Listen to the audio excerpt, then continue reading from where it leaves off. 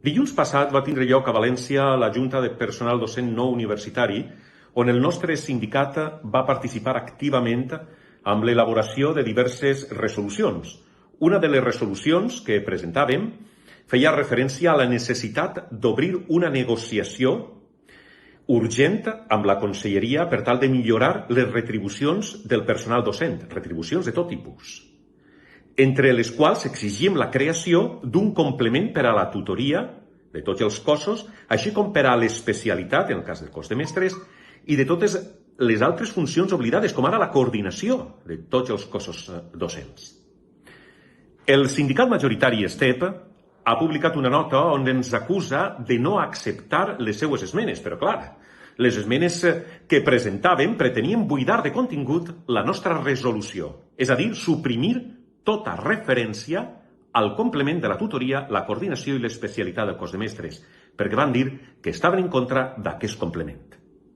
Naturalment, ens negarem a acceptar aquesta modificació, senzillament perquè aquest complement és fonamental per a les retribucions de tot el professorat i perquè és un complement que porta més de 10 anys en moltes comunitats autònomes, com ara Catalunya, Galícia o Madrid.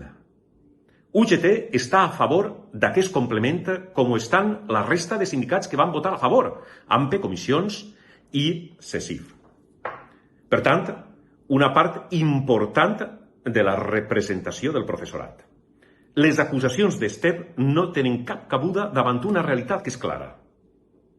Estan en contra del complement de la tutoria, la coordinació i l'especialitat, i estaria bé que ho explicaren la seva postura al professorat, en compte de criticar el fet que democràticament el nostre sindicat, la UGT, hagi volgut defensar fins al final la seva resolució sense suprimir aquest important complement salarial que mereix el nostre professorat des de fa molts anys. Ara bé, també hi ha una altra apreciació que cal fer a la nota que vam publicar. Ens acusen de defendre un complement que fomenta desigualtats.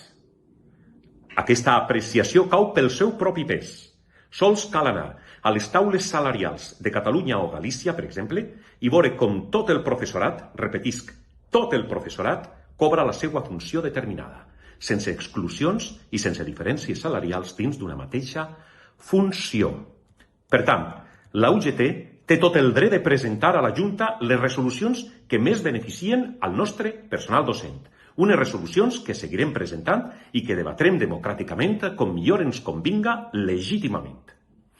Seguim exigint l'obertura d'una negociació urgent de les retribucions docent a nivell autonòmic, congelades des de l'any 2007, que ja ha plogut. I no serà perquè no ho hem demanat i reclamat. No, no serà per nosaltres. Moltes gràcies per la vostra atenció, companys i companyes.